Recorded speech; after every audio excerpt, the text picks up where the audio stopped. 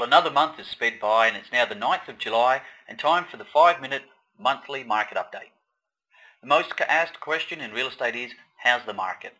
And this video has been put together to help answer that question, using information from independent reports, industry feedback and the most recent field intelligence from Raine & Horne's South Australian network of 40 offices. Now, the full results for the June quarter won't be available for another few weeks, so in the interim I'll first recap the figures for the 12 months to March, then move on to review the results and trends we've seen for April, May and June so far. And then I'll give a quick summary of what they mean for you in July and August. Now, for the 12 months to March 2010, the median price for a country house went up by 14.6%. Metropolitan house price went up by 14% and metropolitan unit prices went up by 11%. The overall median price for a house in South Australia went up from $322,000 to $370,000.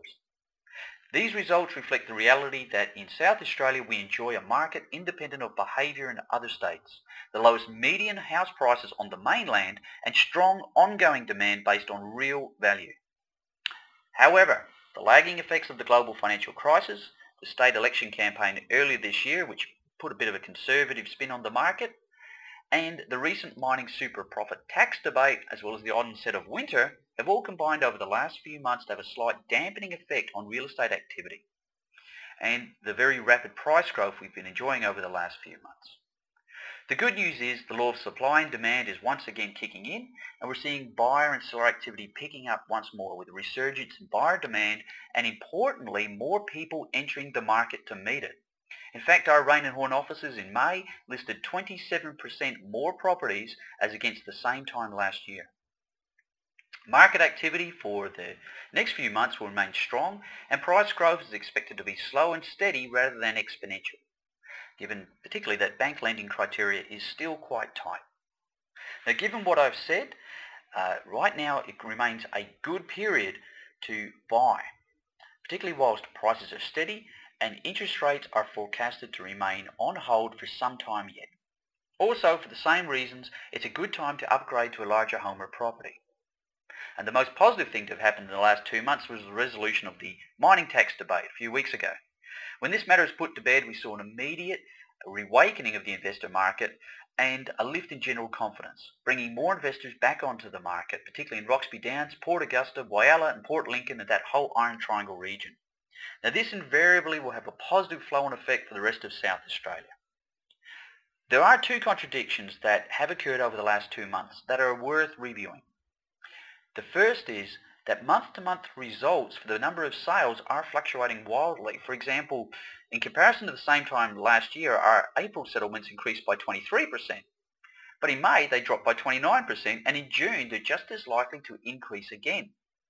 The market has been yo-yoing with big changes in month-to-month written and settled sales, and that is to say it's been very unpredictable, which is very, very unusual for a South Australian property market. The second thing is we're seeing reports that traditionally properties that would sell slowly are selling quickly, and some properties that would sell quickly are selling slowly. And there's no real pattern to this. And regardless of brand, many real estate principals and directors are reporting the same thing across the state. And they're saying that they haven't seen market behave like this since the early 90s. There's no real wins or losses, but it can be confusing for agents that are more used to a stable market and for clients that have been advised based on market performance over the last decade. With these things in mind, here's a few suggestions. If your property is currently on the market, and despite doing everything right, it seems to be taking slightly longer to sell than anticipated, remember the market is behaving strangely at the moment. The best insurance is to have an active agent, listen to them, ensure the property is realistically priced and well marketed. It is still a good market for selling. Property is selling quicker or slower than normal with this unpredictable pattern, but it is still selling. Now, if you're thinking of putting your property on the market right now, it is still a good time to sell. In South Australia, September is when the largest amount of property comes onto the market. However, the amount of buyers in the market remains about the same as now. So putting your property on the market in July or even August generally means you have less sellers competing for the same amount of buyers, which is good for achieving better prices and quicker selling times. It might be interesting to know that based on a 10-year national average, July is ranked as the month that produces the third biggest number of real estate sales. If you're a buyer, property prices are continuing to go up, but the rate of increase has declined slightly. So it's a good time to get in before the next surge, especially in mining town areas. If you have an investment property, life's good. Prices and rental yields are continuing upwards. If you're renting a property or in search for a rental, the news is the same as before.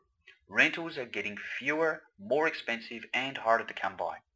As such, if you're looking for a new rental, it'd be worth checking out a video we've put together that will help you, especially if you're moving out of home for the first time. You can find it on YouTube by typing in Raine and Horne Rental Tips in the YouTube search bar.